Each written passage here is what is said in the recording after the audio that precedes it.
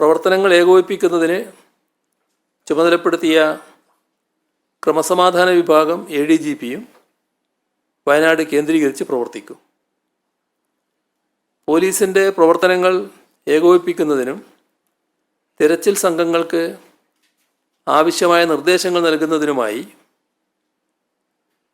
തിരുവനന്തപുരത്ത് പോലീസ് ആസ്ഥാനത്ത് പ്രത്യേക കൺട്രോൾ റൂം പ്രവർത്തനം ആരംഭിച്ചു. സംസ്ഥാന പോലീസ് മേധാവിയുടെ നേരിട്ടുള്ള നിയന്ത്രണത്തിലാണ് ഇത് പ്രവർത്തിക്കുന്നത്.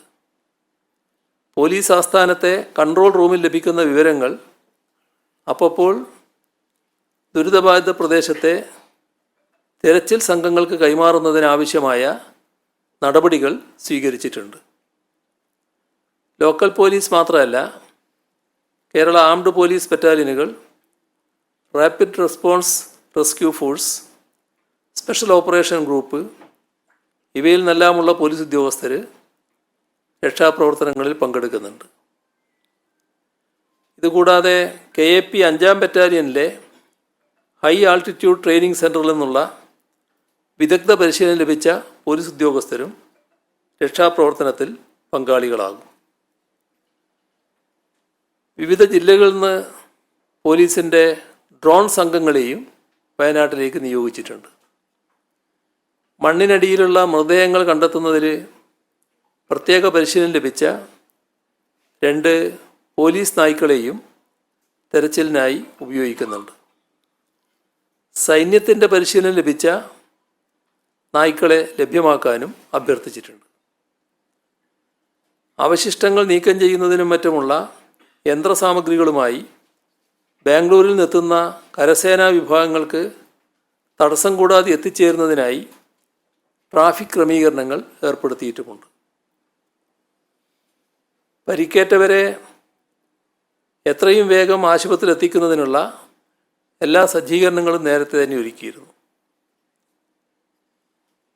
വേഗത്തിൽ തന്നെ മരണപ്പെട്ടവരുടെ മറ്റ് നടപടിക്രമങ്ങൾ പൂർത്തിയാക്കി പോസ്റ്റ്മോർട്ടം നടപടികൾ വേഗത്തിലാക്കാൻ വയനാട്ടിലുള്ള ഫോറൻസിക് സംഘത്തെ കൂടാതെ കോഴിക്കോട് നിന്നുള്ള ഫോറൻസിക് ഡോക്ടർമാരുടെ പ്രത്യേക സംഘത്തെ കൂടി നിയോഗിച്ചിട്ടുണ്ട്. തിരിച്ചറിയാനാകാത്ത മൃതദേഹങ്ങളുണ്ട്. ആ മൃതദേഹങ്ങളുടെ ജനിതക പരിശോധനകൾ നടത്തുന്നതാണ്. ദുരിതാശ്വാസ ക്യാമ്പുകൾ പ്രവർത്തിക്കുന്ന ഇടങ്ങളിലും ദുരിത മേഖലകളിലും ഭക്ഷണവും മറ്റവശ്യ വസ്തുക്കളും എത്തിക്കുന്നതിന് വേണ്ട നടപടികളും സ്വീകരിച്ചിട്ടുണ്ട്. അതിനുവേണ്ട ഇടപെടലുകൾ പൊതുവിതരണ വകുപ്പും സപ്ലൈകോയും നടത്തി വരുന്നുണ്ട്. റേഷൻ കടകളിലും സപ്ലൈകോ വിൽപ്പനശാലകളിലും ഭക്ഷ്യധാന്യങ്ങളുടെയും അവശ്യവസ്തുക്കളുടെയും ലഭ്യത ഉറപ്പുവരുത്തുന്നതിന് നിർദ്ദേശം നൽകിയിട്ടുണ്ട്.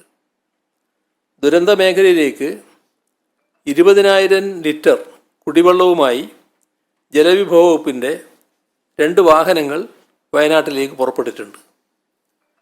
വയനാട്ടിൽ പ്രാദേശികമായി ആരോഗ്യവകുപ്പിൻ്റെ പ്രവർത്തനങ്ങൾ ഏകോപിപ്പിക്കുന്നതിനായി NHM സ്റ്റേറ്റ് മിഷൻ ഡയറക്ടറെ രാവിലെ തന്നെ നിയോഗിച്ചിട്ടുണ്ട്. താൽക്കാലിക ആശുപത്രികൾ സജ്ജമാക്കി വരുന്നു.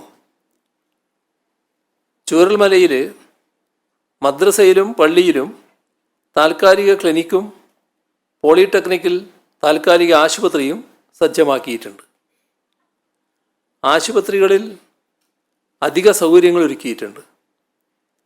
വയനാട് അധികമായി ആരോഗ്യ പ്രവർത്തകരെ നിയോഗിക്കുകയും ചെയ്തിട്ടുണ്ട്. കോഴിക്കോട്, കണ്ണൂർ, തൃശ്ശൂർ മെഡിക്കൽ കോളേജുകളിൽ നിന്നുള്ള ടീമിനെ വയനാട്ടിലേക്ക് അയച്ചിട്ടുണ്ട്. സർജറി, ഓർത്തോപീഡിക്സ്, ഫോറൻസിക് തുടങ്ങിയ വിഭാഗങ്ങളിലെ ഡോക്ടർമാരെയും നഴ്സുമാരെയും അധികമായി നിയോഗിച്ചു. സ്വകാര്യ ആശുപത്രികളിലെ ഡോക്ടർമാരുടെ ടീമിനെയും നിയോഗിച്ചിട്ടുണ്ട്. ദുരന്ത മേഖലകളിൽ പരിചയമുള്ള ഡോക്ടർ സംഘവും സ്ഥലത്ത് എത്തുന്നതാണ്. അധിക മോർച്ചറി സൗകര്യങ്ങളും ഒരുക്കും. മൊബൈൽ മോർച്ചറികളുടെ സേവനം കൂടി ഉപയോഗപ്പെടുത്തും.